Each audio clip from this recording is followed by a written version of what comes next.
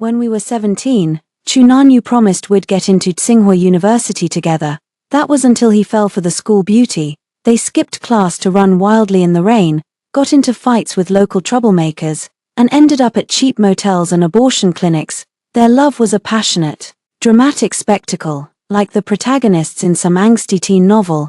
While I was stuck in my baggy school uniform, shuttling between home and school, they mocked me as a bookworm, wasting my youth.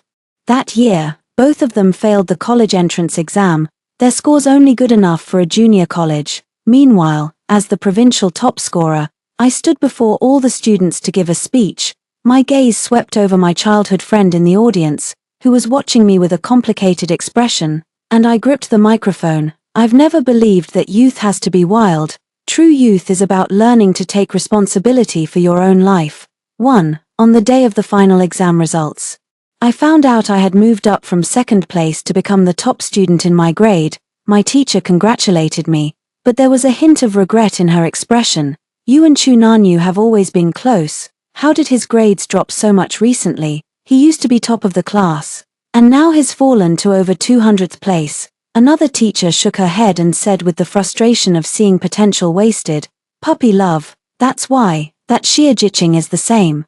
She doesn't study herself and she's leading a good student astray. I slipped out of the office quietly. As I passed through the hallway, I saw Chunanyu and Xiajiqing sharing a cigarette. Xiajiqing blew a cloud of minty smoke into Chunanyu's face, then, with a laugh, tucked the cigarette between his lips. He didn't refuse, taking a practiced drag and exhaling a plume of smoke. He wasn't wearing his school uniform. Instead, he had on a black skullprint t-shirt. A matching couple's item with Xiajiqing. Xiajiqing spotted me, nudged Chunanyu, and said with a smirk, "Isn't that your childhood friend? Go say hi, she's the top student in our grade now, you know." Chunanyu glanced at me, his gaze calmly shifting away as he uttered two words from his thin lips, boring. 2. The very next day, Chunanyu's parents were called into school. He had gotten into a fight with a school bully over Xiajiqing. That guy was Xiajiqing's ex-boyfriend, and couldn't resist taunting them when he saw them together. Xiajiqing couldn't swallow the insult and egged Chunanyu on to beat him up. Chunanyu listened to her, and with one punch, broke the other guy's nose. Mrs. Chu, a pampered lady of leisure, had to humble herself, apologizing to the teacher and the other parents, her eyes welling up with tears she couldn't hold back. Standing to the side, Chunanyu held Xiajiqing's hand tightly. The homeroom teacher, furious and unable to contain herself, stood up and began to berate him. "Just look at how far your grades have slipped this time, over 200 places. Don't you understand? The college entrance exam is like 1,000 troops trying to cross a single log bridge. A difference of 0.1 points can put a whole stadium's worth of people ahead of you. How can you be so irresponsible to yourself? And even if we entertain the idea that you absolutely had to have a puppy love fling, you should have gone for Qiao Yang. Aren't you too close? Why on earth would you pick someone like..." She glanced at Xiajiqing, who was idly chewing gum off to the side, frowned, and swallowed the words she was about to say. "Chunanyu, this is completely irresponsible of you." Chunanyu looked up, his tone laced with almost a hint of sarcasm. "How can Qiao Yang even compare to Jiqing?" The teacher slammed the test papers onto the desk. "Why can't she be compared to Xiajiqing? Qiao Yang is now the top student in the grade." Chunanyu's expression remained blank. "She's just a boring bookworm who only knows how to cram, utterly dull." "That's right, teacher," Xiajiqing said, tucking a strand of her big, wavy hair behind her ear. Her smile held a coquettish charm that seemed beyond her years. "What's youth without a little madness, otherwise? Aren't you just wasting your life?" Chunanyu was feeling rather irritated. "Can you please stop linking me with Qiao Yang all the time? There's never been anything between us." He stopped mid-sentence as his eyes met mine. Just as I walked in from the doorway, arms full of notebooks, I lowered my gaze and said nothing. He's right, I thought. There was never anything between us to begin with. We simply kept each other company through the first decade or so of our lives. 3. Chunanyu and I are childhood sweethearts. We were born in the same hospital, one right after the other, and have been inseparable since the day we opened our eyes, from childhood onward. Chunanyu's life and mine have followed almost identical paths. We would do our homework together after school, go to the library together during holidays, and compete for the top spot during exams. Chu's mom often joked about me becoming her daughter-in-law. I would blush and protest every time, but deep down, I felt a secret delight. Who wouldn't like Chu Nanyu? He'd call me an idiot for twisting my ankle, but then gently carry me home on his back. He was always the first to stand up for me whenever someone tried to push me around. He'd even sneak through my window at night, lie on my bed with his hands behind his head, and ask, "Xiao Yang, what if we both try to get into Tsinghua University together?" I'm a bit embarrassed and don't want to answer directly. I haven't decided where to go yet. He rolled over, propped his chin in his hand, and looked at me earnestly, his eyes brimming with amusement. Come on. We've been together for over a decade. You really want to split up now? I looked into his amber eyes, and my heart suddenly began to race. What if I don't get in? I asked him. Chu Nanyu grinned, revealing a set of pearly white teeth. Then I'll wait for you. I'll study for the retake with you. Xiao Yang. We have to get into Tsinghua together. I didn't really have a plan for which university to attend, but from that day on, Tsinghua became my goal. I always thought that in the summer when we turned 18, Chu Nanyu and I would walk through the gates of Tsinghua together. That was until he met Xia Jiqing. Xia Jiqing transferred in during our second year of high school. On her first day, nearly half the boys in the school crowded around the back door of her classroom just to catch a glimpse of her. By the end of that day, everyone knew our school had a new reigning beauty, as she stood at the podium introducing herself. Her shimmering eyeshadow caught the light, and her curvaceous figure drew whistles from the boys in the audience. I turned my head and saw that even Chu Nanyu, who had never shown interest in anything but studying, had looked up. In that drab, grey period of everyone's adolescence, Xia Jiqing was a splash of vibrant color. She was different from all the other girls. She wore glossy lip gloss, sported tight tank tops under her oversized school uniform, and would fearlessly hop onto a guy's motorcycle after school, letting out wild, carefree screams. She was quite interested in Chu Nanyu, so during PE class, she volunteered to be his partner for badminton. She held onto his arm, beaming with a smile. Chu, I heard you're really good at badminton. I'm terrible at it. Could you teach me? Up until that point, Chu Nanyu had always been in a group with me. I thought he would turn her down, but after a moment's hesitation, he said to me, "Xiao Yang, maybe you should find someone else to partner with." Everyone else in the class had already formed their teams. For that entire class, I was the only one left standing on the sidelines, completely at a loss. I saw Xia Jiqing deliberately bend over to pick up the ball in front of Chu Nanyu. The well-developed curves of the young woman were subtly revealed by the tight tank top beneath her unzipped jacket. Chu Nanyu's face slowly flushed red. It was true that Xia Jiqing couldn't play, but Chu Nanyu patiently taught her, bit by bit. He didn't get annoyed at her for being too clumsy to hit the ball like he used to with me. Instead, his eyes gradually filled with a warm smile as he looked at her. From start to finish, he never once glanced at me, standing alone to the side. Just a few days later, Xia Jiqing confessed her feelings to Chu Nanyu. Many girls had confessed to Chu Nanyu before, but he had turned them down every single time. This time, however, he agreed without a moment's hesitation. From that day on, Chu Nanyu was a changed man. He stopped doing homework with me and going to the library together. His whole heart was tied to Xia Jiqing. He skipped class with her to go on dates and race cars. He got into fights with local troublemakers to show off for her.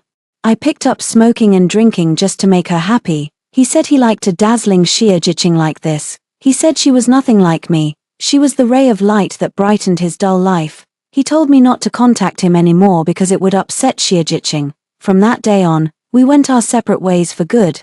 5. Chu Nanyu got an earful, but he insisted he'd done nothing wrong and refused to listen to his mother about breaking up with Xia Jiqing. Mrs.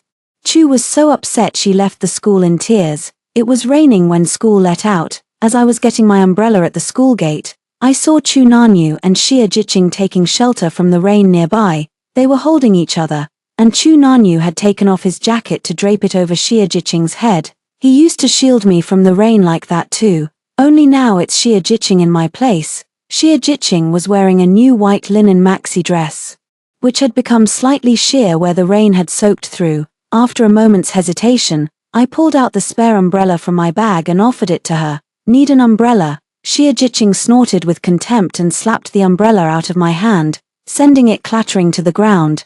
Qiao Yang, are you out of your mind? Didn't Nan Yu tell you to leave him alone? You're always haunting us, desperately seeking attention. How pathetic can you be? I pulled back my stinging hand. Shocked that my simple act of kindness could be twisted like that, my eyes instinctively darted towards Chu Nanyu. Chu Nanyu, however, just kicked the umbrella away in irritation. Can you just stop hovering around me?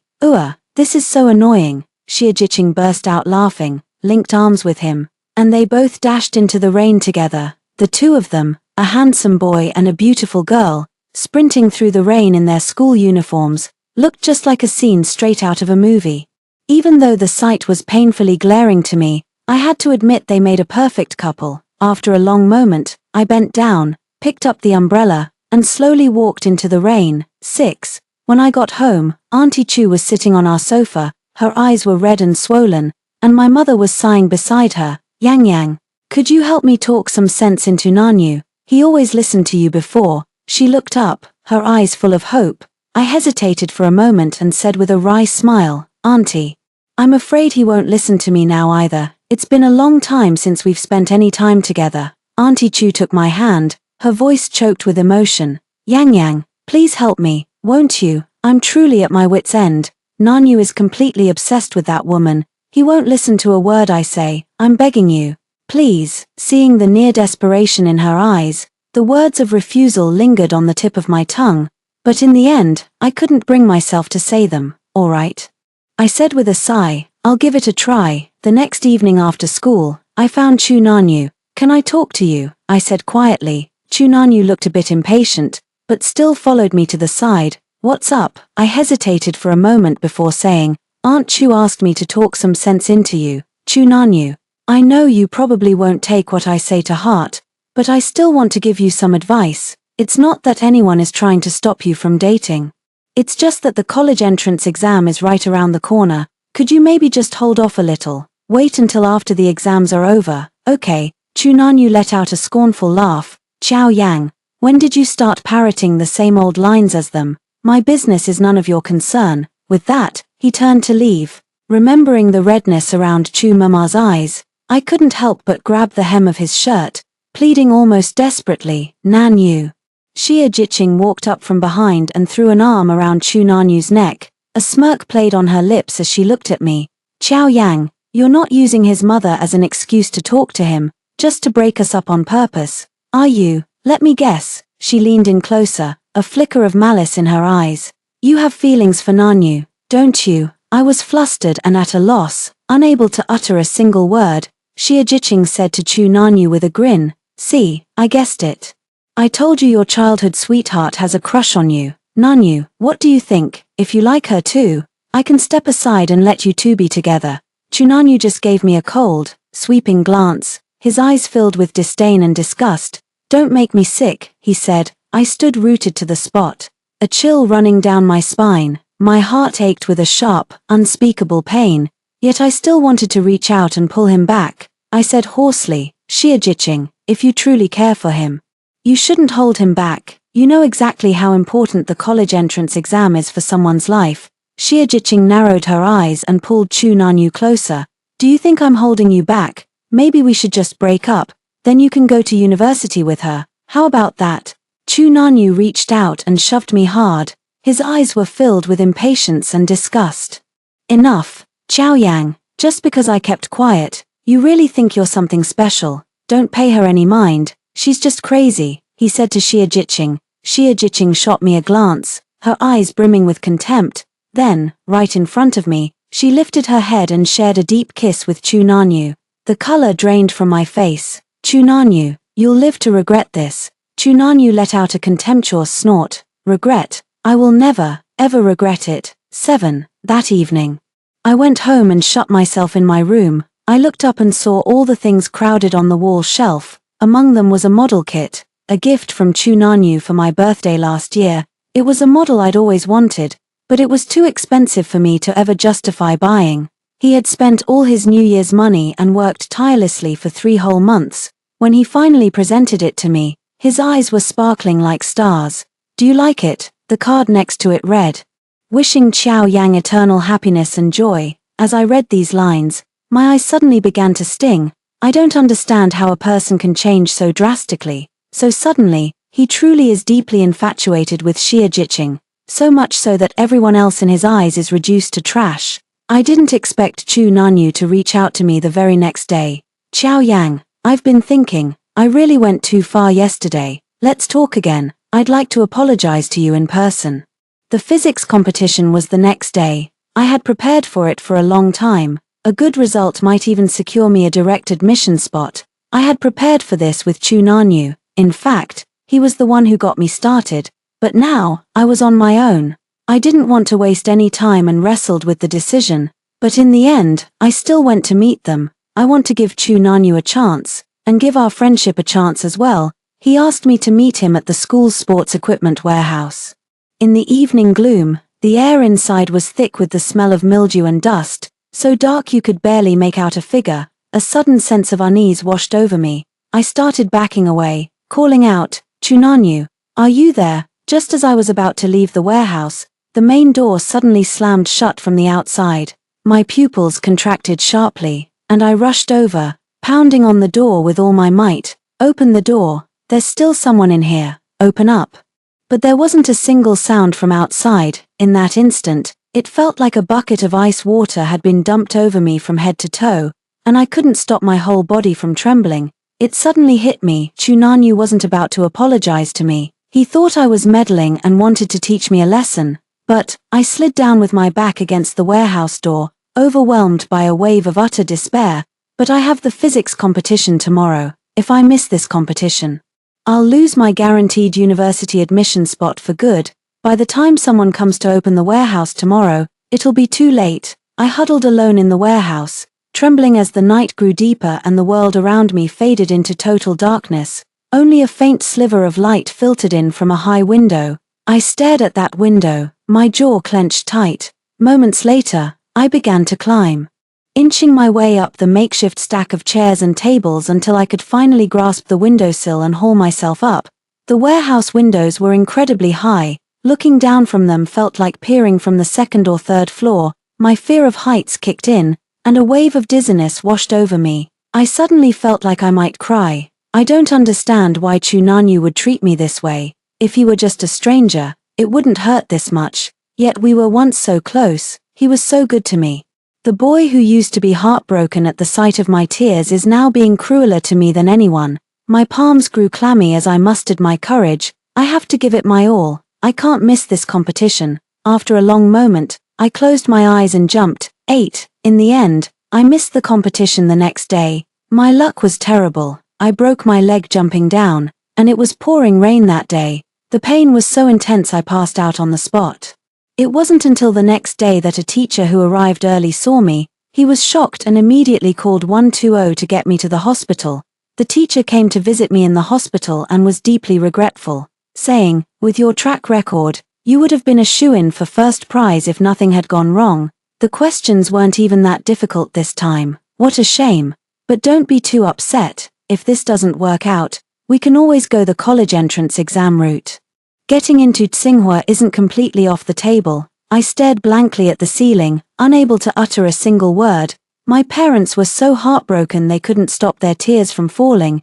It was only later that I found out I had offended Xie Jiqing that day when I went to persuade Chu Nanyu. She resented me for meddling, for saying she was holding Chu Nanyu back, and she pressured him to get back at me for her, from start to finish. Chu Nanyu knew that Xie Jiqing intended to lock me in the warehouse. He also knew that the very next day was the physics competition I had been preparing for so long. Chu's parents practically dragged him to my bedside to apologize. Mrs. Chu, normally so elegant and dignified, looked utterly exhausted, as if she had aged a decade in an instant. This is all my fault, Yang Yang. She covered her face, tears streaming through her fingers. I've given birth to a child who's nothing but a curse. Chu Nanyu was thrown into a panic at the sight of my leg suspended in traction. He stammered out, Xiao Yang, I never meant for things to turn out like this. Jiqing said she just wanted to teach you a lesson. She was going to let you out first thing the next morning, so you wouldn't miss your exam. My mother finally couldn't take it anymore. Nanyu, I may not have said it before, but I've always thought of you as my own son and genuinely cared for you. You believe everything that woman says. If she really intended to let Yang Yang out first thing in the morning, how come Yang Yang wasn't found until the teachers arrived for work and had to be rushed to the hospital? You and Yang Yang used to be so close. It's one thing to distance yourself from her for that woman's sake. But how could you do something so terrible to her? You know perfectly well how much this competition means to Yang Yang. Chunanyu was left speechless. After a long pause, he lowered his head and said hoarsely, "I'm sorry. Xiao Yang, I closed my eyes, and a tear fell onto the pillow. A sudden wave of exhaustion washed over me. I couldn't bear to see Chunanyu again, nor could I stand to hear his voice. I was utterly weary. I said, Chunanyu, just go, let's just pretend we never met." 9. I never contacted Chunanyu again. I was completely done with him, even when we ran into each other at school and he tried to say something. I pretended not to see him and walked straight past. I started studying even harder, even though Xie Jiqing mocked me countless times for being a bookworm who was just wasting my youth. I didn't care. I woke up earlier and went to bed later, using every spare moment to study while they were all recklessly squandering their youth on romance. In the final joint examination, I scored 709 and ranked first in the entire city. Chunanyu's name, which used to be right alongside mine on the honor roll, had completely vanished. The competition in our final year of high school was already cutthroat. Everyone was studying like their lives depended on it. You either moved forward or fell behind. Just as I was burying myself in my books, a piece of gossip suddenly started making the rounds at school. Xie Jiqing was pregnant. She and Chunanyu had skipped class to go see a movie, one of those angsty teen dramas. There was a scene about losing their innocence and being young and impulsive. They couldn't resist. They ended up at a cheap motel. Chunanyu didn't dare tell his parents, so he secretly took Xie Jiqing to get an abortion. But he didn't have enough money, and he was too scared to ask his family for it. After racking his brains, he finally thought of me. I was shocked when Chunanyu asked to borrow 2,000 yuan from me to pay for Xie Jiqing's abortion. The Chu family was quite well off. His father was a well-known local entrepreneur, and Chunanyu's old monthly allowance used to be well into 5 figures. But after he started dating Xie Jiqing, his family cut him off financially. I almost let out a cold, scornful laugh. Chunanyu, you and Xie Jiqing are the reason I couldn't go to the physics competition. And now you have the nerve to ask me for money. What were you thinking? Chunanyu's brow furrowed deeply. Xiao Yang, I'm truly at my wit's end. I really don't know who else to turn to but you. Impossible. I turned and walked away, but he called out to stop me. Chunanyu said through gritted teeth, Xiao Yang, then give me back the model I gave you. I gave that to you, and now I'm asking for it back. Is that okay? I turned around and stared fixedly at the young man before me. The same features, the same expression. It was as if he had become a complete stranger to me. I still remember when Chunanyu gave me the model, how excitedly he told me how long he had worked on it, insisting I must treasure it. My heart ached for the time he had spent, a mix of gentle reproach and quiet joy. The young man stood by the gardenia flowers, cradling the enormous model as the evening breeze carried their gentle fragrance. His eyes crinkled into crescents as he smiled. I'm not tired, as long as you like it. And now, he wants the model back to sell it for money to pay for his girlfriend's abortion. 10. I returned the model to Chunanyu, along with everything he had ever given me.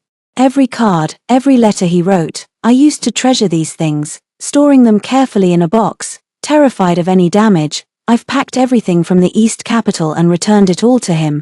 These are all your things. From now on, we're even. Don't come looking for me anymore, I said calmly. Chunanyu stared blankly at the items in his hands, a flicker of confusion passing through his eyes. He opened his mouth as if to say something, but I didn't give him the chance. Turning and walking away, just a few days later, I heard that Chunanyu had taken Xie Jiqing to get an abortion. They didn't go to a proper hospital, they couldn't afford it, and ended up at a small clinic they found from a flyer on the street. I heard Xie Jiqing had complications during her surgery. She suffered a massive hemorrhage on the operating table and nearly died. Even so, she didn't regret it in the slightest. Instead, she posted a moment on social media. For you, I'd do anything. The picture shows Chunanyu holding her hand. Teenagers are naturally naive about such private matters. And after Xie Jiqing returned, she became the subject of almost everyone's gossip and pointing fingers. "So that's the school beauty," a male classmate snickered behind Xie Jiqing's back. "She's been passed around so much. She's probably worn out. If I'd known she was such a slut back then, I would have had a go too. Forget it now, I think she's dirty." She and Chu Nanyu were once the center of attention and the talk of the school, but after this incident, no one wanted to be associated with them anymore, afraid of being tarred with the same brush. The teachers had completely given up on Chu Nanyu. His seat in the front rows was given to someone else, and he was relegated to the back of the classroom with the slackers who never studied. His favorite physics teacher stopped calling on him and gave up on him entirely, even when he slept in class. The teacher pretended not to see. The classmates and friends who once surrounded him gradually drifted away. My life became a monotonous routine, shuttling back and forth between school and home. Chu Nanyu completely abandoned his studies. He and Xie Jiqing spent their days going out to internet cafes, drinking, street racing, and getting intimate, a total surrender to indulgence. Their youth was like a scene from a movie, wild and unrestrained. Meanwhile, I buried myself in my studies every day, content to be part of the background. In the end, Chu Nanyu and I became like two parallel lines that would never meet. On the day of the college entrance exam, I walked into the examination hall carrying the weight of my efforts, which I had no regrets about, and the expectations of everyone. I thought I would be nervous, but surprisingly, I wasn't. Every question appeared in my mind like an old friend, intimately familiar. I never wasted a single minute of my youth. I did my best. 11. After the college entrance exams, I went home and saw my mom on the phone in the living room, her face full of worry. After hanging up, she sighed and said, "The day before the college entrance exam, Nanyu had a fight with his girlfriend and ended up getting drenched in the rain all day. He came down with a fever during the exam and couldn't finish several major questions towards the end. His chances don't look good this time." I was taken aback, suddenly remembering that I'd heard something about Chu Nanyu arguing with her a few days ago, over that business with Xie Jiqing's ex-boyfriend. It was pouring rain that day. Xie Jiqing ran out into the downpour crying, and Chu Nanyu rushed after her to stop her. Two people embraced and kissed in the pouring rain, soaked to the bone, with many classmates watching nearby. I still remember one classmate saying with envy, "They're so romantic, it's like something out of a TV drama." Nanyu's mother was so upset she cried, saying she was completely done with him and would never bother with him again. My mother frowned. "He used to be such a good kid," she said. "How did he end up like this?" I didn't say anything. To be honest, I didn't know either. Perhaps Chu Nanyu's life had been too perfect for the first decade or so, or maybe he had grown tired of that rigid, by-the-book existence, or perhaps he was truly, deeply in love with Xie Jiqing. In any case, none of it had anything to do with me anymore. Both Chu Nanyu and Xie Jiqing showed up at the party after the college entrance exams. Freed from the grind of college entrance exam prep, I started learning how to do my makeup and wore my new dress. Chu Nanyu's gaze lingered on me, a mix of surprise and something more complicated. I don't drink, so I stuck to orange juice. Xie Jiqing, however, was clinking glasses and toasting with the guys around her, a dozen or so empty beer bottles piled up in front of her, and even Chu Nanyu sitting beside her couldn't get her to stop. "So, Xiao Yang, where are you applying? With your grades, getting into Tsinghua or Peking University should be a breeze, right?" a classmate asked with a laugh. "Exactly. Xiao Yang has always been top of the class. If she can't get into Tsinghua, who can?" Before I could say anything, Xie Jiqing let out a sudden, derisive snort. She walked up to me and, with a playful grin, handed me a glass of wine. "Xiao Yang, let's have a drink. Consider it my way of thanking you for taking such good care of my boyfriend for the past 18 years. I frowned. "No, thank you, I don't drink," but Xie Jiqing, for some drunken reason, was dead set on forcing me. Chu Nanyu walked over and took the glass from her. "She really doesn't drink." Xie Jiqing shook him off with annoyance and leaned in close to me, saying, "Xiao Yang, you have feelings for Chu Nanyu, don't you?" Without waiting for my reply, a scornful smile curled on her lips of its own accord. "Do you know why he chose me over you?" Chu Nanyu frowned. "You're drunk," Xie Jiqing continued. "Because you're so boring," Nanyu told me himself. "He said all you ever think about is studying. Don't you know how dull that is?" He said he's only truly happy when he's with me. "The wild, exciting feeling I give him is something you could never provide." She looked down at her condescendingly. Qiao Yang, you only get one youth. If you're too afraid to live a little, it's no wonder he doesn't like you. Would you dare to get an abortion for him? She said with smug triumph. I would dare. All the other classmates turned to look at us. Chu Nanyu's face was ashen with fury. Sitting in my chair, I stared fixedly at her and said, how I live my youth is my own business. I don't need anyone else to define it for me, and I don't need anyone's approval. I laughed. What's your approval even worth? Xie Jiqing's smile slowly faded. Chu Nanyu looked at me. His eyes filled with a complex mix of emotions I couldn't decipher. A moment later, he led Xie Jiqing away. The whole farce quickly fizzled out, because a few days later, the National College Entrance Exam results were released. 12. The first score I learned about was Chu Nanyu's, because his mother came crying to my mom again. Chu Nanyu barely answered any of the science questions in the end, scoring just over 300 points. Forget his original goal of Tsinghua University, he didn't even come close to the undergraduate cutoff score and could only get into a vocational college. Xie Jiqing was the same, scoring just over 200 points. Chu's mother was sobbing uncontrollably on the phone. He used to be the top student in the whole school. We all thought this child would go far. What on earth did I do to deserve this? After sobbing for a while, Auntie Chu asked, how did your Yang Yang do on the exams? My mom had just received calls from the admissions offices of Tsinghua and Peking University. Even though the official scores weren't out yet, she had a pretty good idea of the results. She could only reply awkwardly. They're not out yet, only the top 50 students in the province have their results delayed.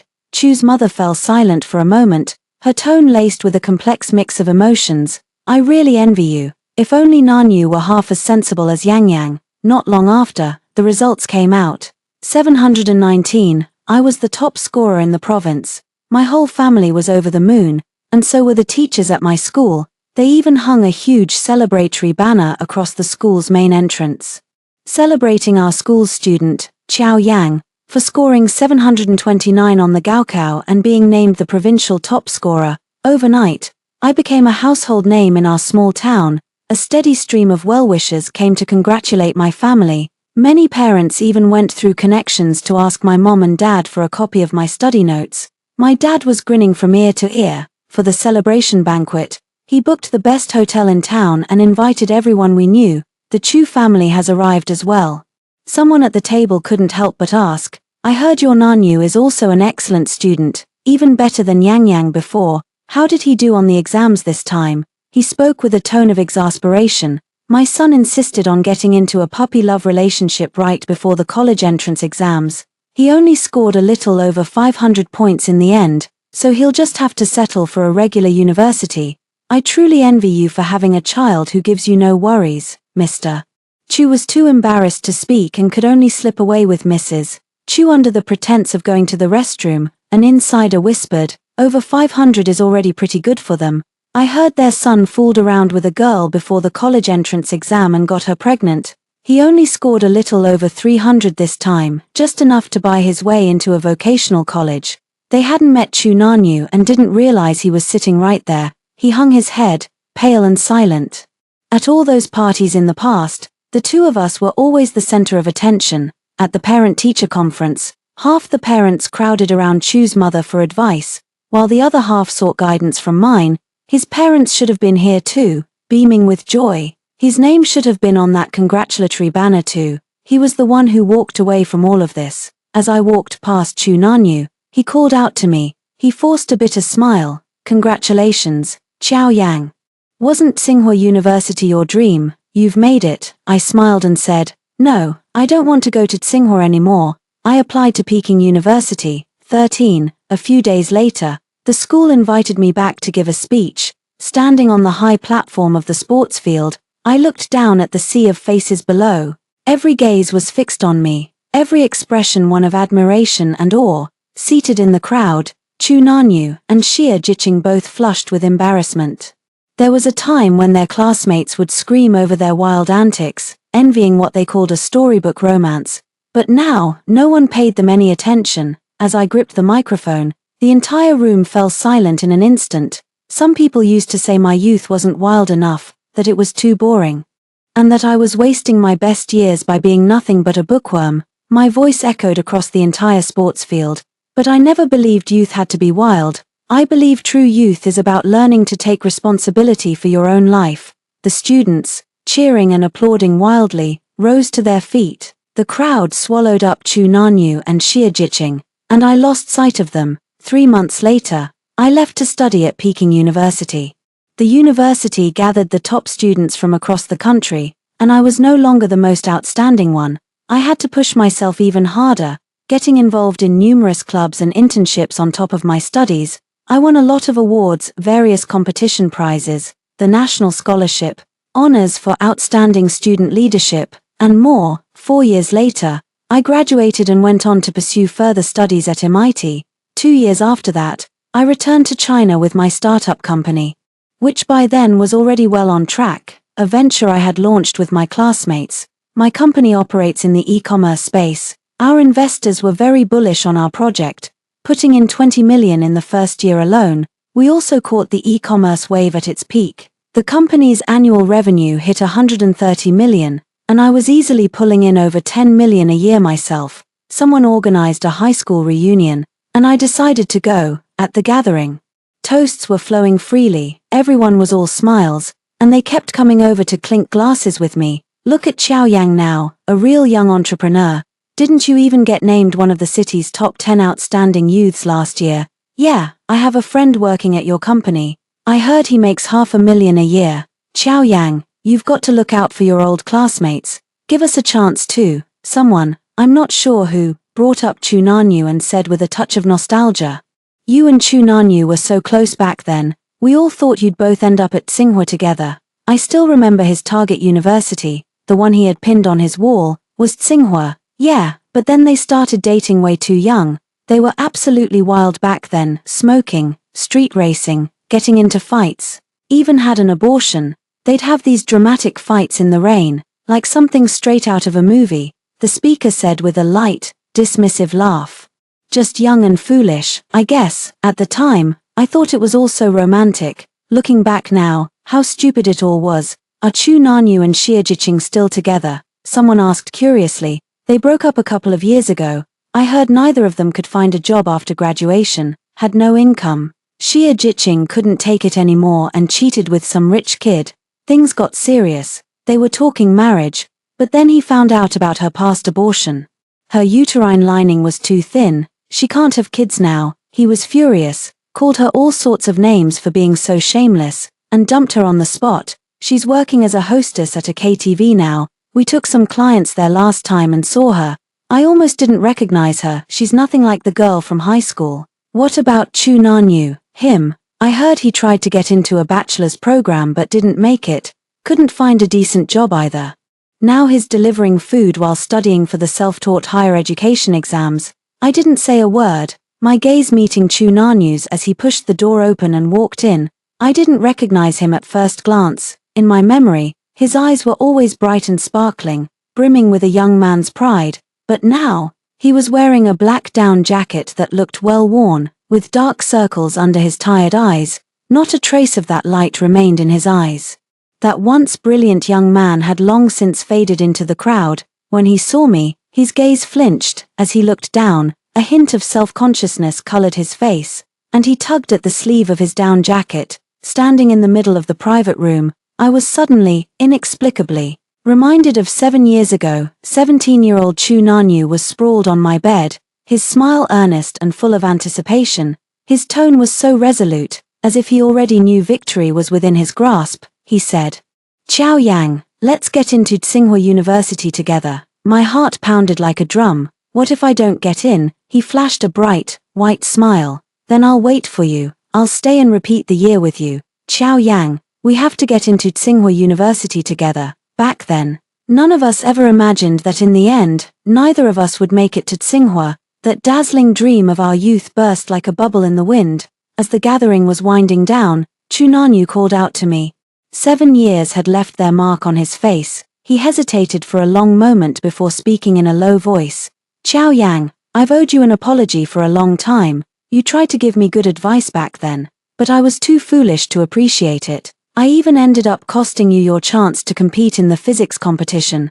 I've always wanted to give you a proper, sincere apology. I gave a casual, dismissive laugh. It's all in the past. It didn't really set me back or anything.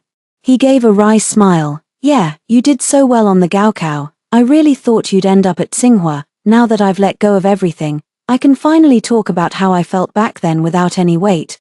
Back then, the only reason I wanted to go to Tsinghua was because you said you were going. Without you going too, I didn't have a compelling reason to choose Tsinghua anymore.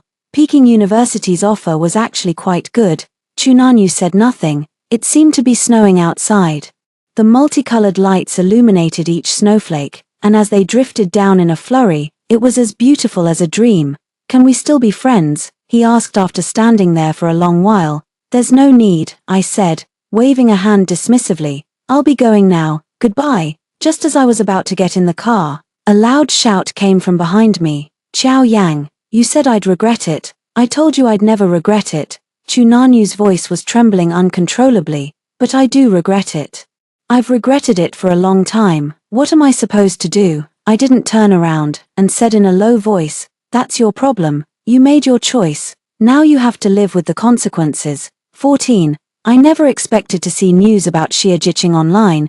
It was a very inconspicuous news item. Something I just stumbled upon. The woman in the image was pale and gaunt, with prominent cheekbones and sunken eyes, if not for the name Xia Moqing written beside her.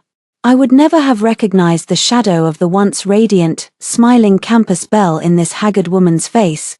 This was an anti-gambling educational film. From what I gathered, it was about Xia Jiqing who latched onto a wealthy man at a KTV, only to find out he was just a gambler who dragged her into addiction. The two of them took out massive loans from loan sharks. In the end, Xia Jiqing couldn't cover the debt and was forced into prostitution.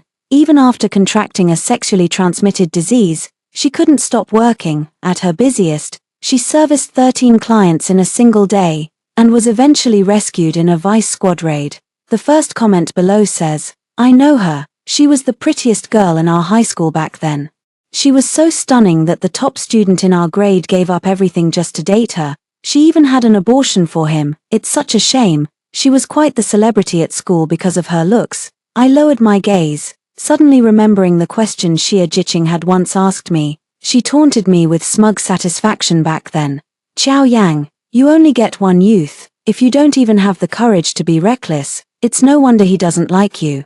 I don't know if she ever regretted the consequences of that so-called recklessness. All I know is, I have no regrets about how I spent my youth. If I had to do it all over again, I'd make the same choice. Now, I have countless opportunities to shape my life and can truly live it to the fullest. I wonder if, when they lie awake at night remembering their so-called madness, they can still bring themselves to say, I have no regrets. Story 2, 3 days before the wedding. Someone had poisoned me fatally. In an instant, I lost my sight. My fiancé rushed me to the hospital in a hurry. After 2 days and 2 nights of emergency treatment, I was lucky enough to survive. As soon as I regained consciousness, I heard a familiar voice. Do as I say, remove her corneas and ovaries. I will take full responsibility for the rest of her life. But Alan, the toxins have already been cleared. You just want to have a wedding with Rose. Why do you really have to ruin her? Alan said coldly, I promised Rose that I would bring our son, Dan, home to recognize his ancestors. Only when she is blind and loses her fertility can she accept Dan, and Rose can truly be at ease. A sharp pain shot through my chest, and tears welled up from the corners of my eyes. It turned out that the love I thought I had was just a dream. Since that's the case, I don't want this empty joy anymore. Hello, everyone. Welcome to my channel. Subscribe us to read wonderful novels every day. Now the story begins. Don't say any more, just do as I tell you. The doctor felt pity but still tried to persuade him. Alan, the poison that Miss Lin was poisoned with has caused great damage to her body. If we remove her corneas and ovaries in this situation, I'm afraid she will be half dead. What's more, the truth can't be hidden forever. Aren't you afraid that Miss Lin will hate you when she finds out the truth? Alan gently stroked the gauze on my face, his eyes full of tenderness. No.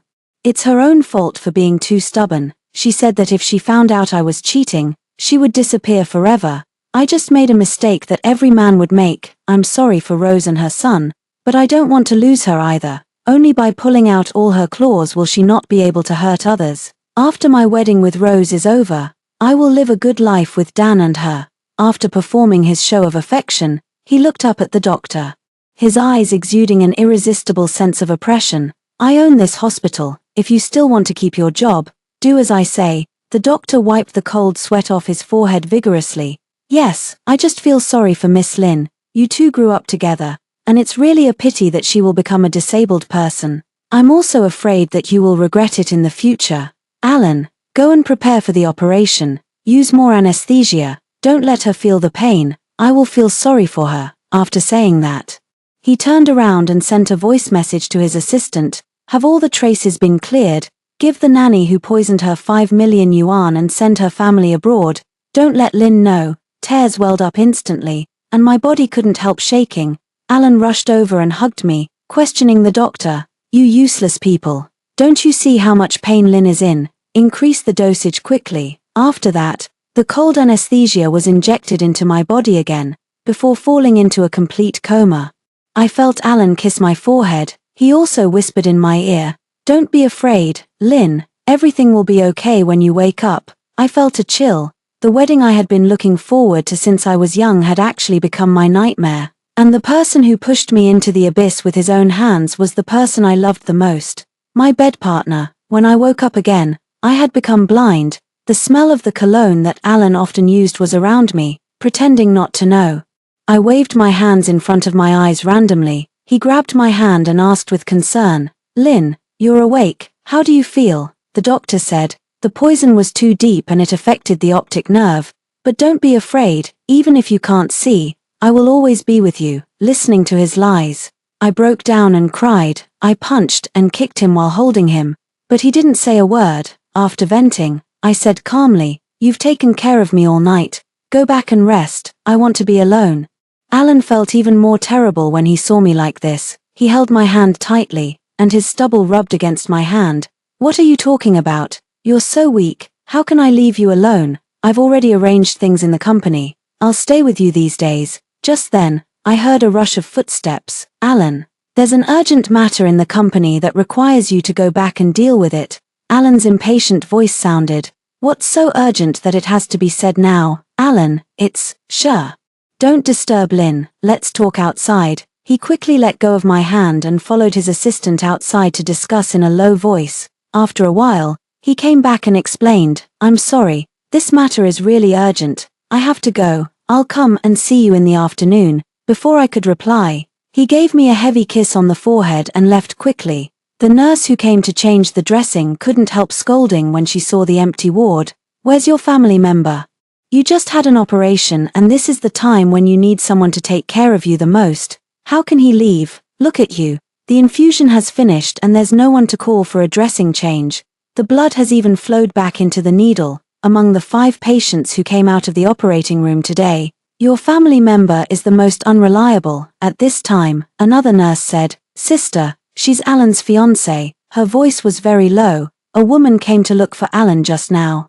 I saw Alan hug her and go to the chairman's office on the 20th floor. What a scumbag." "Sure, I didn't answer. I just gave a bitter smile." When Alan came again in the afternoon, I smelled a strong fragrance of jasmine even before he walked in. I don't like jasmine. I only love neroli, and Alan always wears cologne. So he had gone to see the jasmine he was keeping outside. My heart sank again, and a pang of bitterness welled up. I didn't ask Alan about it. I just gently stroked my hand that was bruised because the dressing wasn't changed in time and the blood had flowed back. But he didn't notice my abnormality at all. After a while, I heard Alan open a box, pour some soup, stir it with a spoon, blow on it, and then feed it to me. "Be good, Lynn. Drink more soup. The doctor said you can't eat after the operation, but you can drink soup to replenish your energy. Drink some, get better soon." I obediently took a sip of the soup. It seemed to be pork rib soup. My favorite is pork rib soup with lotus root. Over the years, Alan has known all my preferences like the back of his hand, and no one can fault him for that. Even my girlfriends envied me for finding such an infatuated man. I drank the hot soup mouthful by mouthful, recalling every bit of our time together. "Alan, when did everything change?" Just then, I felt my body getting hot and itchy. and I couldn't help scratching, unexpectedly. The more I scratched, the itchier it became. My hands were sticky. I should have been bleeding. Alan was shocked and quickly pressed the bell to call for the doctor and nurse. What's going on? Lynn has a lot of red spots on her body. Did you use some medicine that caused her to be allergic? Then I heard a group of people's footsteps. It seemed that there were a lot of people crowded around my bed, chattering non-stop. Alan. All the drugs were tested for skin sensitivity before being injected. It's impossible to cause an allergy. Do you think there's some misunderstanding? Alan's voice rose an octave. A misunderstanding? Look at how serious the red rashes on Lynn's body are. Just then, a female voice sounded. It was the nurse just now. Alan, what kind of soup did you just feed Miss Lynn? Pork rib soup with Chinese yam and radish. Why, is there a problem? Pork rib soup with Chinese yam and radish. It's not the pork rib soup with lotus root that I like, but I'm allergic to Chinese yam, and Alan knows that. When I was 16 years old, I accidentally ate Chinese yam and had an allergic reaction. It was Alan who took me to the hospital.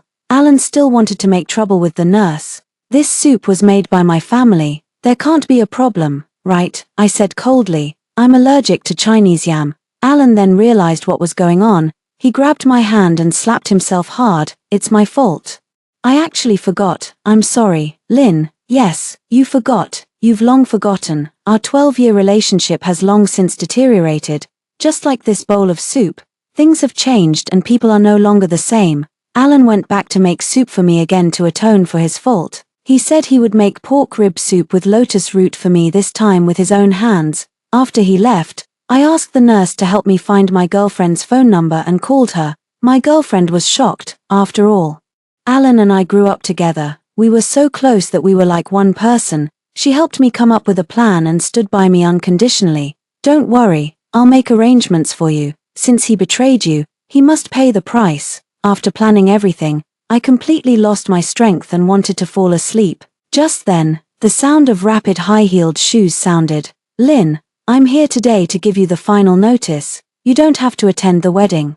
The Allen family will never accept a disabled daughter-in-law. I advise you to withdraw voluntarily. Rose is the one who— Mom, stop talking. It was Alan who chased after her. Mom, I told you not to disturb Lynn. What are you doing here? A strange female voice sounded, coquettishly. Senior, don't blame Auntie. She cares about you. Why are you here too? Alan's voice suddenly rose and then lowered. I said you're not allowed to appear in front of Lynn. Don't you remember? Lynn, I'll send them out first.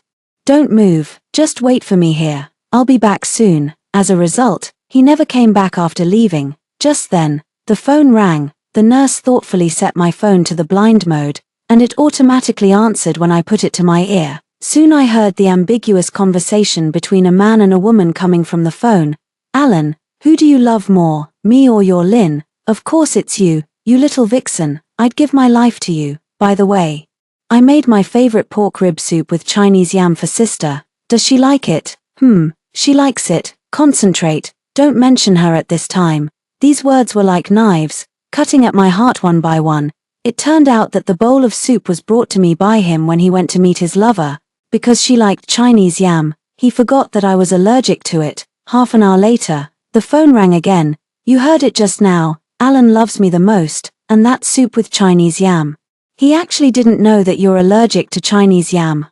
Your rival in love. Remember that you don't eat Chinese yam, but your fiancé forgot. Or did he deliberately feed it to you to please me? If I were you, I would withdraw voluntarily instead of shamelessly occupying the position of Mrs. Meng. After saying that, the phone hung up. I waited for a long time, but Alan didn't come back. The next day, in my sleep, I felt someone gently wipe my face with hot water. It was Alan.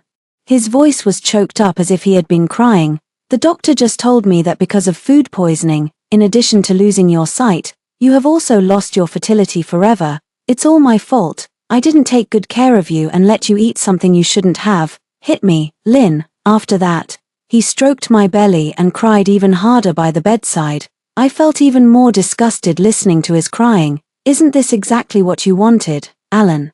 You were sleeping soundly in someone else's bed yesterday. What are you crying for in front of me now, Lynn? Don't worry, no matter what you become, I will still love you. I know you like children. Let's adopt a child together in the future. Okay, You can rest assured that no one can replace you in my heart. I've already prepared to transfer all my property under my name to you. Even if we adopt a child in the future, you will still be the most important to me," he babbled on. And I listened impatiently. I didn't want to watch him act anymore, so I simply nodded. "Okay, let's do everything as you said." Hearing that I agreed to his proposal so quickly, he kissed me on the forehead. "Lynn, I knew you would agree." Then, "Lynn, I'll go and make arrangements now. Wait for me, okay? The adoption procedures are a bit complicated. I might not be back until 2 days later." After saying that, he was about to go out. At this time, I gently stopped him, if I remember correctly. "Today is our wedding. Don't you have anything to say to me?" This was the last chance I gave Alan. I was looking forward to him confessing to me. I heard the footsteps stop. Alan said with difficulty, "Yes, it's our wedding. But you're in no condition to have a wedding, so I informed the guests to cancel it." "Oh. Really? Of course, when you get better, I'll hold a grand wedding for you. But now there's an urgent matter in the company, so I have to go." He gave my palm a heavy kiss and left in a hurry, but just now, I clearly touched a cluster of jasmine flowers on his chest. Only the bridegroom will pin a flower on the chest of his suit. The wedding wasn't cancelled, it just had a different bride. My girlfriend learned about my situation and rushed back from the United States overnight to pick me up. Before getting on the plane, I asked someone to send a congratulatory gift to Alan, and then I left without looking back. At this time, Alan was holding a cluster of jasmine flowers, smiling and looking forward to his bride. When he opened the gift box I left, the dinner party had already started. His hands were shaking. Inside the gift box was a handmade silver ring engraved with the initials of our names. It was the confession gift he gave me when we graduated from high school. It was the first gift he gave me after we confirmed our relationship and had a special meaning. He once smiled and said, "Lynn, if you never want to see me again in the future, just return this silver ring to me. I hope that day will never come." At this moment, he shook off Rose's hand and frantically searched for me in the banquet hall. The guests at the scene all looked at him and couldn't help whispering, "It seems he's looking for Miss Lynn from the Jiang family. It's a pity that she's a disabled person who can't have children. This Rose is more suitable for him." I heard that this Rose is not simple. She gave birth to the eldest grandson early and rose to power with her son. Alan's parents are very satisfied with her. I heard that he and Miss Lynn grew up together and were engaged a long time ago. So what? A man can change his heart overnight. Alan seemed not to hear those whispers and checked table by table. Rose, wearing a long trailing wedding dress, chased after him desperately. She accidentally fell to the ground. She stood up coquettishly and took Alan's arm pitifully. "Alan, it hurts so much. Today is our wedding. Do you really have the heart to leave me? Can't we talk about it tomorrow?" Unexpectedly, Alan threw her aside. "Rose, what did you say to Lynn? Tell me now." Alan pushed Rose forcefully, and she fell to the ground. The champagne tower next to her also fell, and she was drenched like a drowned rat. Rose tried to hold Alan back with tears in her eyes. "Alan, this is the wedding we've been looking forward to for 5 years. Are you really going to leave? Don't you remember, 5 years ago, you said you would compensate me with a grand wedding? How can you go back on your word?" Lynn must have known that we're getting married and deliberately tried to get your attention to disrupt our wedding. "Alan, that woman has bad intentions. Don't be fooled by her." Just then, Alan slapped Rose in the face. "Don't you dare slander Lynn. She's not the kind of person you said she is." At this moment, a little boy rushed forward. "Dad, why did you hit Mom? Is it because of that bad aunt?" Alan flew into a rage when he heard this. "Bad aunt? Who taught you to say that? Is it Rose? Since the day you and Mom appeared in the hospital, I knew you had ulterior motives, but I didn't expect you to actually teach my son bad things in private. From now on, Dan will be brought up in the Allen family. You have no more connection with our Allen family. My wife has always been Lynn and only Lynn. You're just a plaything." After saying that, ignoring his parents' dissuasion, Alan fled the wedding in full view of everyone. He drove at full speed to the hospital and called his assistant to ask, "Hurry up and check if Lynn is still in the hospital." "Go now." "Yes. Also, check the surveillance footage of the wedding banquet. We must find Lynn." Soon the phone rang. "Alan, it's not good. Miss Lynn is gone." "What?" Alan was so shocked by the news that he didn't notice the traffic light. With a loud bang, his car collided with a large truck. When he woke up again, It was already 3 days later, his spine was injured, and he lost all feeling in his lower body, but the first thing he said when he woke up was, "Discharge me from the hospital, I want to be discharged, I want to find Lynn, check for me the nearest flight to the United States, Lynn must be angry with me and has gone back to the United States. I want to go and apologize." When the plane ticket was booked, he backed out at the last minute. He burst into tears like a child. "Doctor, can I still stand up? I can't go to see her like this. I must be able to stand up. Doctor, do you think I really did something wrong? I just made a mistake that every man would make, who knew there would be a child left behind. The child is innocent. I couldn't just ignore him. Gradually, I fell into her trap and kept her as my mistress outside. I somehow promised to give her and her son a proper status." The doctor hesitated. "Well, I've always advised you to cherish the relationship you have with Miss Lynn, who grew up with you. What kind of innocent girl do you think Rose is? She's a gold digger who hangs out in nightclubs. You didn't listen. You even followed her advice and poisoned Miss Lynn. Look at what you've done now. There's no turning back." Alan beat his disabled legs feebly. "Doctor, will there ever be a day when I can stand up again? I still want to go to the United States to find Lynn and beg for her forgiveness. How can I be worthy of her with my disabled legs? I poisoned her just because I didn't want to lose her. Only when she was completely blind could I hide the wrong things I did. But why on earth did she find out? She couldn't see, after all." The doctor didn't say anything, but the nurse sister who once helped me scolded him severely behind his back. "This scumbag pretends to be affectionate only after losing her. What a piece of trash. You were never worthy of her in the first place." Later, after Alan was discharged from the hospital, he was in low spirits, seeing that their son had no hope of revitalizing the family business. Alan's father and mother made the decision on their own to move Rose and her son into the Meng family mansion. Alan threw a huge tantrum while sitting in his wheelchair and smashed things all over the house. "Get out. Get out of here. I told you not to step into the Meng family's house. If it weren't for you, I should be on a honeymoon trip with Lynn now, and my legs wouldn't be disabled. It's all your fault." Alan's father protected Dan. "What are you fooling around for? The doctor said you're paralyzed from the waist down and have lost your fertility. Dan is my only precious grandson. Since Rose is Dan's biological mother, she should move in to take care of him. As for you, I know you're in a bad mood because of your injury, so I won't argue with you, but if you keep acting like this, you'd better move out as soon as possible." Alan looked at Alan's father in disbelief. "Dad, you choose them over me." Alan's father didn't say anything, but Alan understood everything. Looking at his parents holding their grandson and protecting Rose, he suddenly understood. He couldn't help but burst into tears. "It turns out that the only person who truly loved me was Lynn, but I lost her. Everything is wrong. It's all wrong." Alan left the Meng family mansion in the heavy rain. He was so heartbroken that he firmly refused to take a car to shelter from the rain. He insisted on wheeling his wheelchair step by step to the wedding house that he and I used to live in. The rain and tears streamed down his face. He called my name over and over again in the rain. "Lynn, Lynn, I love you, Lynn, I miss you." But separated by the Pacific Ocean, I would never hear his cries. When he returned to the wedding house, he saw that everything in the house was prepared by me, from the decoration style to the furniture arrangement, and then to the four-season clothes filled in the wardrobe. I carefully selected and organized each item, and that's how this warm home came to be.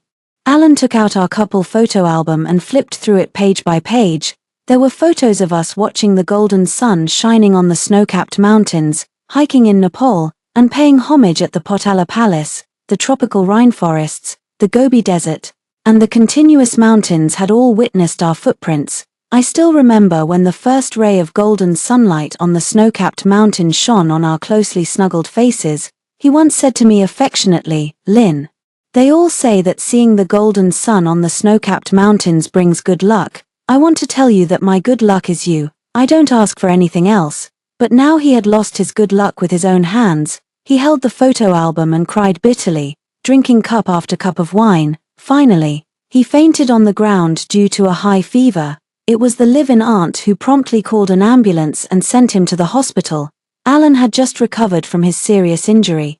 But then he got caught in the rain and drank heavily. His condition became even more serious. The wound on his leg, which had just healed, became inflamed, and he needed to be hospitalized for treatment again. The high fever caused severe inflammation of his lungs, and he was once admitted to the ICU. Several critical condition notices were issued. Alan's father and mother Alan, who had fallen out with Alan, both came to take care of him, but he kept calling my name, Lynn, Lynn, please don't leave. I was wrong, give me another chance, can we start over, Lynn, Lynn, Lynn. Father Alan and Mother Alan had no choice but to play videos about me again and again in an attempt to arouse his will to live. Finally, a miracle happened. A week later, Alan finally woke up, but there was no longer his Lynn here. He could only stare obsessively at my face in the video, as if remembering something. He planned to check my Instagram, Weibo, WeChat, and other social media updates, but found that they had all been cleared. I left no trace and deleted everything related to him. He could only look at our chat records on his phone over and over again. This dress is so beautiful. It's made of all satin and looks very elegant. It's perfect for a lawn wedding. This one is also very nice. It's a gorgeous puff skirt, very princess-like. Oh, after looking at so many, I still prefer the Chinese style. A song-style wedding would be great. It's a unique romance for Chinese people. Okay.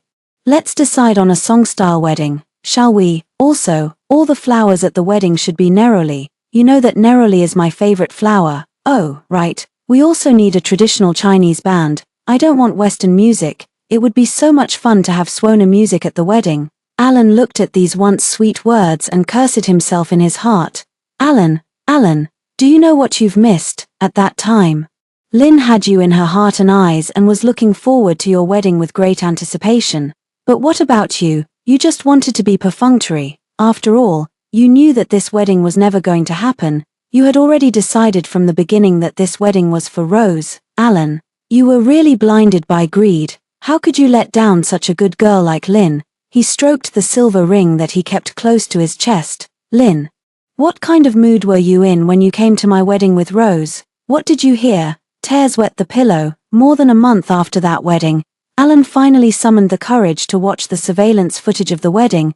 He saw Jessie pushing me from the hospital to the banquet hall. We both wore sunglasses and masks, so we weren't recognized. When Jessie saw the big wedding poster of him and Rose, she couldn't help but curse. That scumbag Alan. At that time, I frowned and touched Jess's hand. What's wrong? Why are you so angry? What does this poster say? Today should clearly be your wedding. Alan shed tears when he saw this scene. That's right. From the very beginning, the poster had Rose's name on it. This wedding had never belonged to him and me. Alan continued to watch and found that I paused for a moment when entering the banquet hall.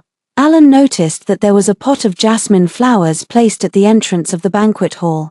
Alan thought to himself that Lynn must have smelled the fragrance of the jasmine flowers. She had long said that neroli should be used for the wedding, but for Rose, I had overturned all the wedding plans that Lynn had set. After a while, the symphony started, and a bitter smile appeared on my lips in the video. Alan remembered that Lynn had said she wanted a Chinese-style wedding with a traditional Chinese band, and a trace of bitterness welled up in his heart. Why was he so obsessed back then that he had to give Rose a wedding? He clearly loved Lynn the most, and she didn't ask for much. Neroli, traditional Chinese music, a phoenix coronet and wedding gown. Couldn't he afford to give her these things? What hurt Alan the most was that in the video, when he stood on the stage and confessed his love to Rose, Alan only loves Rose in this life. At that moment, I was in the audience, listening to all this with tears in my eyes. Becoming a witness to their wedding, and the son that Alan had been desperately hiding. I also saw him before leaving. When I was about to leave, a ball kicked onto my foot, and a timid boy's voice sounded, "Auntie, my ball hit your foot." I groped for the ball and handed it to him. I asked him, "Auntie can't see. Who are you? Are you the little flower boy today?" "No, let me tell you secretly. I'm here to attend my mom and dad's wedding today." My hand couldn't help shaking. "You're Alan's child. How old are you?" "I'm 3 years old and already in kindergarten." I fumbled for a box and gave it to the child. "This is a wedding gift I prepared for your parents.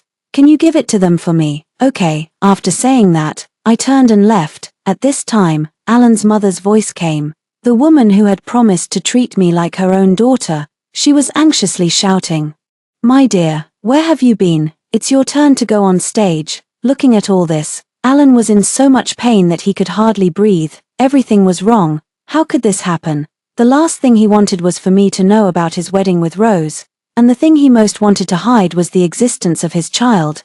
Unfortunately, despite all his scheming, he hadn't been able to hide anything. Alan was in so much pain that he couldn't breathe. He cut his arm with a small knife again and again. Only when he saw the blood flowing out could the sense of guilt in his heart be slightly alleviated. 1 cut, 2 cuts, 3 cuts. When the nurse found out, Alan had already fainted due to excessive blood loss. When he woke up again, Father Alan and Mother Alan gave Alan an ultimatum. The Alan family doesn't need a useless person like you as the head of the family. We've decided to train Dan as the successor. Hearing this, Alan finally woke up from his stupor.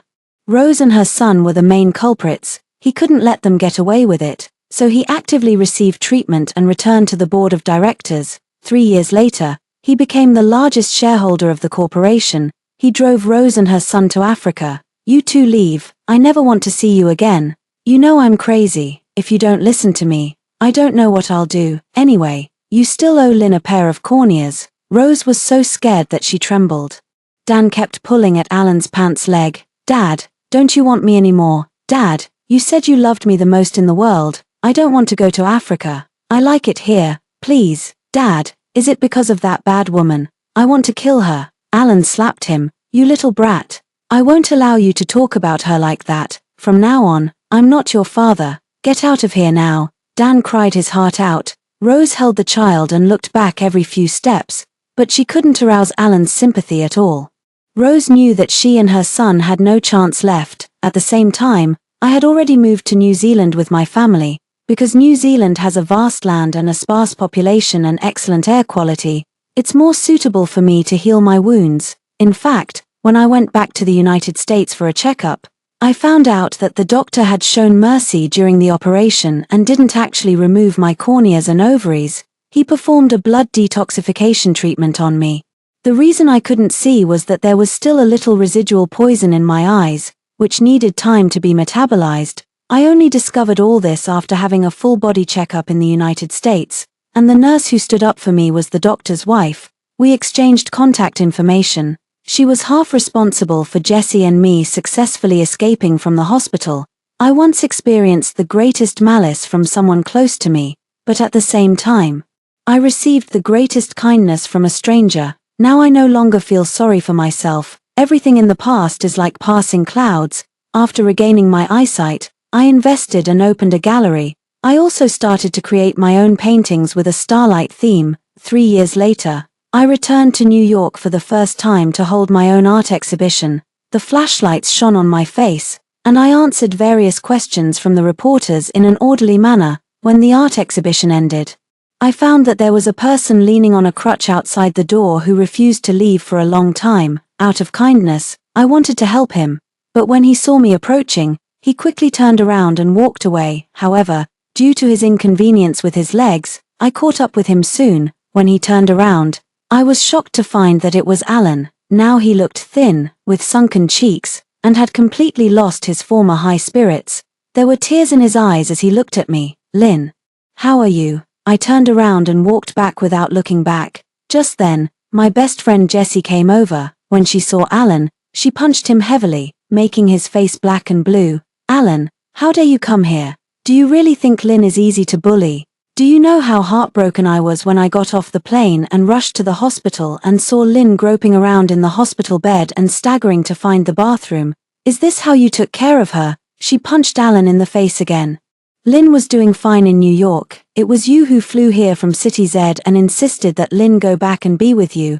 It was you who knelt in front of Lynn's parents and promised to treat her well for the rest of your life. You said you would die a horrible death if you couldn't keep your promise. Why don't you go and die now? Tears streamed down Alan's face. It's all my fault. You can hit me. Jessie stopped her fist and looked straight at Alan.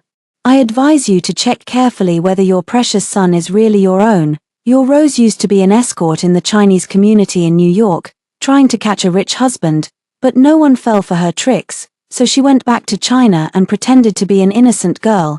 You weren't the only one of her clients. Hearing Jess's words, Alan stood up shakily. Don't worry, I will definitely find out the truth. Then he looked at me again. That glance was full of deep affection and a bit of determination. Lynn, can you trust me one last time? This time, I will definitely keep my promise and never appear in front of you again. After saying that, he left resolutely. For some reason, I felt a trace of unease in my heart. 3 months later, I received the news of Alan's death. He died in an extremely heroic way, jumping off the wedding house that we used to live in. At the scene, there was only a will of inheritance and a love letter, both of which were for me. My beloved Lynn, I am willing to use my life to declare my love for you again. Please forgive my mistakes. It was said that he found out that Dan's paternity test report was forged. After sending his assistant to distract Dan, he killed Rose with his own hands and cruelly blinded her. After doing all this, he calmly returned to China and jumped off. Since that's the case, I don't want this empty joy anymore. His assistant also gave me a USB drive. Alan said this is the last thing he owed you. Now I'm returning it to you. I hope everything goes well for you in the future and you won't meet a scoundrel like him again. I opened the USB drive, and there was only one video in it, which was a wedding scene with no guests. The big poster said Alan and Lynn. I shed a tear when I saw all this, quickly wiped it away, and deleted the video. I said softly, Alan, I won't see you in this life, and I won't see you in the next life either.